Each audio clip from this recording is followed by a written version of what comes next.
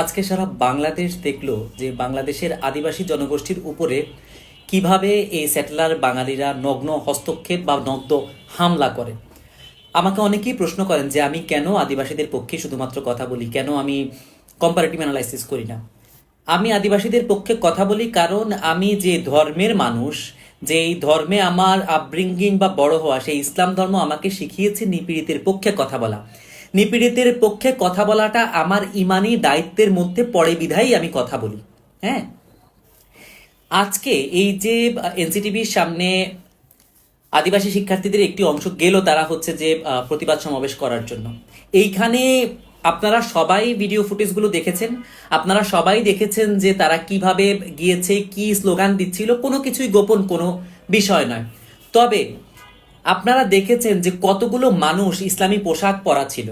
আমার সবচেয়ে খারাপ লেগেছে এই জিনিসটা দেখে যে আমার ধর্মটাকে কারা কলুষিত করছে বাংলাদেশের মধ্যে, এবং এদের কি উদ্দেশ্য, এরা কারা, এরা কেন এই জিনিসগুলো করতেছে, এগুলো কিন্তু আপনাদের প্রশ্ন করা খুব বেশি দরকার।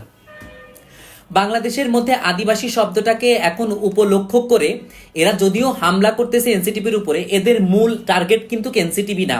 এদের কাছে যখন সংবিধান সংস্কার কমিটির তথ্যগুলা গেছে, এরা সংবিধান সংস্কার কমিটির যে প্রপোজালগুলো আছে এগুলার বিতর্কিত করার উদ্দেশ্যে মূলত এখন এই নাটকটা শুরু করছে। এরা দেখবেন এই পয়েন্ট থেকে শুরু করে সংবিধানের যেই সংশোধনের প্রস্তাবনা আসছে, এই সংশোধন প্রস্তাবনার মধ্যে হচ্ছে যে এরা গিয়ে হস্তক্ষেপ করবে। আপনারা অনেকেই হয়তোবা ইতিমধ্যেই জেনেছেন যে বাংলাদেশের সংবিধানের যে চারটা মূলনীতি ছিল, এর মধ্যে গণতন্ত্রকে বাদ দিয়ে, জাতীয়তাবাদ, সমাজতন্ত্র এবং ধর্মনিরপেক্ষতাকে বাদ দিয়ে এই জায়গার মধ্যে বহুত্ববাদকে হচ্ছে প্রাধান্য দেয়া হচ্ছে। তার মানে এরা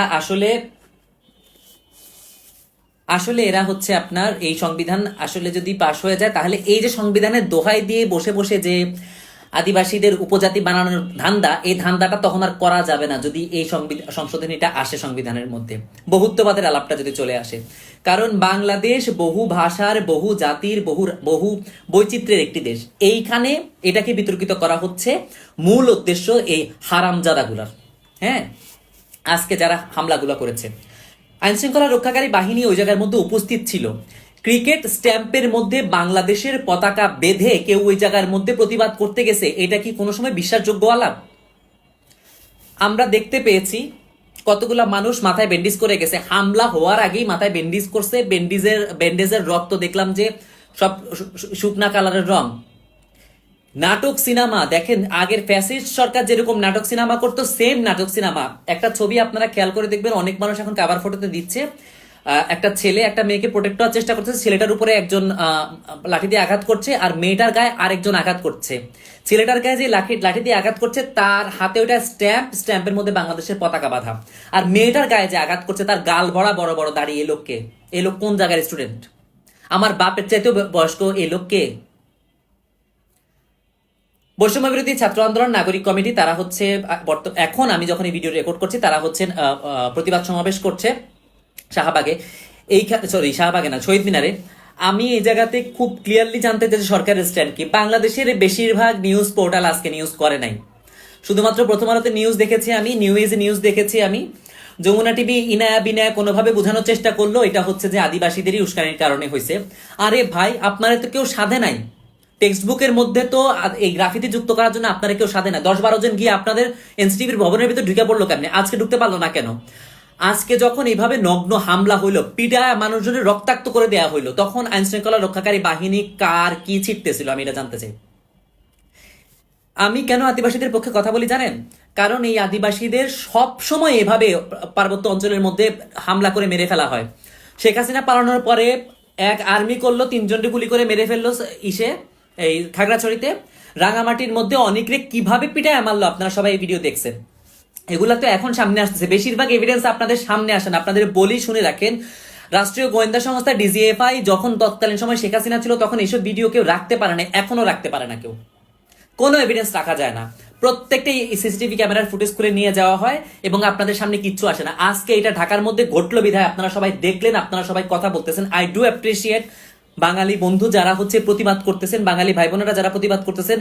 আল্লাহর ওয়াস্তে আপনাদের এই প্রতিবাদটা জারি রাখেন। আমি একলা কথা বলতে বলতে আমার উপরে হুমকি আসতে আসতে আমার অবস্থা খারাপ হয়ে গেছে। আপনারাও আল্লাহর ওয়াস্তে একটু কথা বলেন, আপনাদেরও একটু ভয়েস রেজ করার দরকার। কারণ এই গোষ্ঠীটা ওই অঞ্চলের মধ্যে ভয়ঙ্কর লেভেলের আগ্রাসন চালাইতেছে। ভূমি দখল থেকে শুরু করে এমন কোনো অন্যায় অনাচার অবিচার নাই যেটা পার্বত্য চট্টগ্রামের মধ্যে ঘটাইতেছে না এই স্যাটেলার গোষ্ঠী।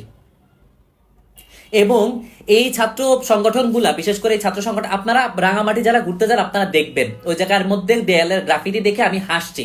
একটা বাবা দুইটা মেয়ের জড়ায় ধরে আছে, বনরূপা বাজারের কথা বলতেছি, ওই জায়গার মধ্যে বলতেছি এই অসহায়ত্ব আমাদের আর কতদিন চলবে। তামসা করেন, তামসা করেন, মাইরা ফেলতেছেন এই মানুষগুলারে আপনারা। কয়টা পোলাপাইন মিলে গেছে আজকে প্রতিবাদ করার জন্য, কিভাবে স্ট্যাম্প দিয়ে পিঠে এক একজনের মাথা ফাটা, একজনের হাত পা ভেঙে আপনারা হসপিটালের মধ্যে পাঠাইছেন। এটা কি কোনো গণতান্ত্রিক রাষ্ট্রের উপায় হইতে পারে? ডক্টর ইউনূস কেন চুপ করে আছেন আমি জানি না। উনার কিন্তু এখন নিউট্রাল পজিশন নেওয়ার অবস্থা থাকার কথা না। যদি না পারেন পদত্যাগ করেন, আপনি যদি সামলাইতে না পারেন। কারা এখানের মধ্যে প্যাট্রোনাইজ করতেছে? ধর্মীয় পোশাক পরে কারা এই জায়গার মধ্যে গিয়ে মানে আক্রমণ করতেছে? এখানে কি কোন রাজনৈতিক দলের সম্পৃক্ততা আছে? ক্লিয়ার করা লাগবে। কোন রাজনৈতিক দল তাইলে এই জায়গার মধ্যে উস্কানি দিচ্ছে? স্টুডেন্ট ফর সভরেনিটি অনেকজন পোস্ট দিয়ে বলতেছে শিবিরের সংগঠন। আসলে শিবিরের সংগঠন কিনা, শিবিরের এই জিনিস ক্লিয়ার করা দরকার। স্টুডেন্ট ফর সভরেনিটির সাথে শিবিরের সম্পৃক্ততা কি ক্লিয়ার হওয়া দরকার। অনেকে বলছেন ছাত্রলীগের সংগঠন, ছাত্রলীগের পক্ষ থেকেও এটার ক্লিয়ার স্টেটমেন্ট আসা দরকার বলে আমি মনে করি, যদি তারা এটাকে ওন না করে।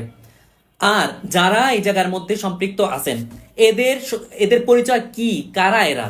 আমরা তো দেখলাম এদের মুখগুলা, তাই না? এরা যে নাটকটা করলো, এক একজন যে ক্যামেরার সামনে আসলো ব্যান্ডেজ করে শুকনা রক্ত নিয়ে, তাজা রক্ত এবং শুকনা রক্তের মধ্যে পার্থক্য কি আমরা বুঝি না? আপনারা যে নাটকগুলা করেন আমরা এটা দেখি না? এই যে বাংলাদেশের মধ্যে এই জনগোষ্ঠীটারে আপনারা তো মানে পারেন না দেখে হচ্ছে যে আপনারা পুরো মুছে ফেলতেছেন, পুরো ডিলিট করে দিচ্ছেন। একটার পর একটা গণহত্যা ঘটানো হইলো পাহাড়ের মধ্যে। এই মানুষগুলাকে 2 দিন পরে পরে ইন্ডিয়া চলে যাওয়ার জন্য বাধ্য করা হয়। এক কেএনএফ আর হচ্ছে যে কি হিন্দাল আর সার্কিয়া যেন দমন করতে গিয়ে বম জনগোষ্ঠী আপনারা পুরা বিলুপ্ত করে ছেড়ে দিছেন। 9টা পাড়া বিলুপ্ত হয়ে গেছে ওই জায়গার মধ্যে, মানুষ নাই। 3000 মানুষ চলে গেছে, ইন্ডিয়ার রিপোর্ট বলতেছে। বাংলাদেশের যে অন্যান্য নিউট্রাল সংগঠন আছে তারা বলতেছে বাংলাদেশ থেকে এরা চলে গেছে। কেন চলে গেছে এরা বাংলাদেশ থেকে? আপনারা বলতেছেন ওরা বাংলাদেশে আসছে। আমি তো দেখতাম সব সারা জীবন আপনারা বাংলাদেশ থেকে ভাগাইছেন।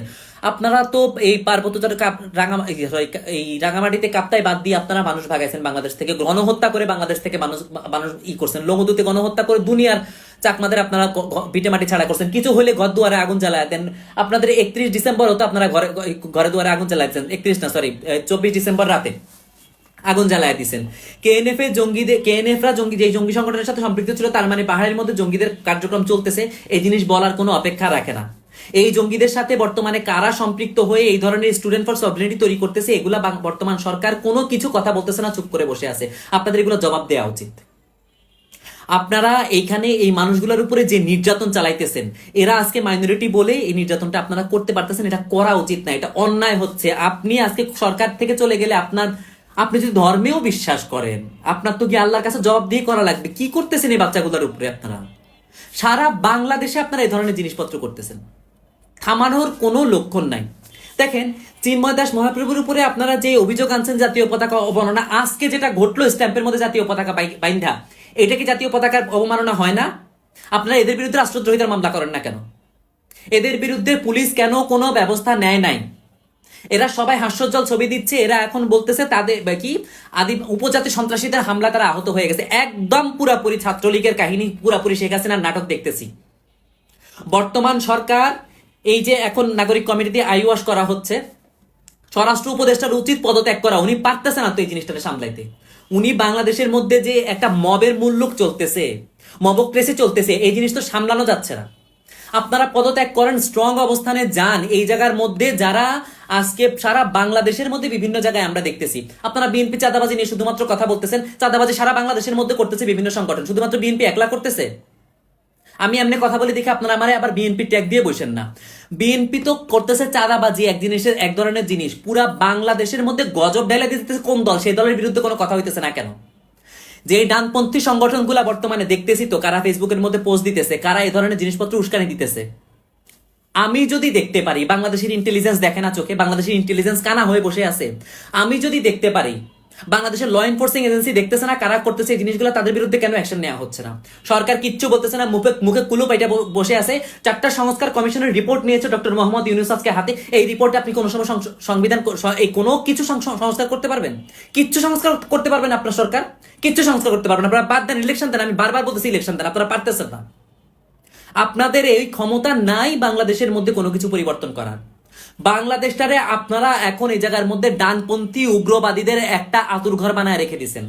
প্রথম দিকে কন্ডেম করছি ইন্ডিয়ারে, এখন আর কন্ডেম করার মতো কোনো পয়েন্ট খুঁজে পাইতেছি না। দেখতেছি তো আপনাদের মব কেসিগুলা, এই মব জাস্টিস গুলার সাথে কারা সম্পৃক্ত দেখতেছি। আজকে কারা এখানে হামলা করলো আমরা সবকিছু খুব পরিষ্কার চোখে দেখছি।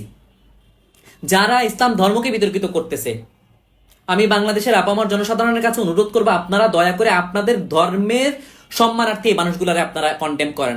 ইসলামও কোনো সময় বলে নাই যারা অমুসলিম তাদের উপর এইভাবে আঘাত করার জন্য। যদি কোনো দলিল কেউ আমার দেখাইতে পারেন আমি মেনে নিব, আমার অপরাধ হচ্ছে আমি ক্ষমা চাই নিব আপনাদের কাছে। কোনো দলিল ডকুমেন্ট দেখাইতে পারবেন না এই ধরনের অ্যাটাককে জাস্টিফাই করে ইসলাম।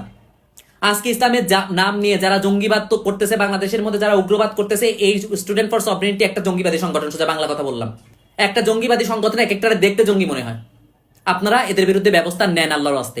বাংলাদেশের আপমার জনসাধারণের কাছে বলবো, দয়া করে দয়া করে দয়া করে আপনাদের জাতিসত্তার উঠতে উঠে মানুষ হন। মানুষ হয়ে এই যে মানুষগুলোর উপর নির্যাতন চলতেছে, আজকে 52-54 বছর হয়ে গেছে বাংলাদেশ স্বাধীন হয়েছে, এদের উপরে এত বছর ধরে রাষ্ট্রীয় আগ্রাসন চলে আসছে, এখনো চলতেছে। ওই অঞ্চলের মধ্যে সেটেলার বাঙালিরা এই মানুষগুলোর জীবন নষ্ট করে থাকছে, ছারখার করে ছাড়ছে। এদেরকে দমান আল্লাহর রাস্তে।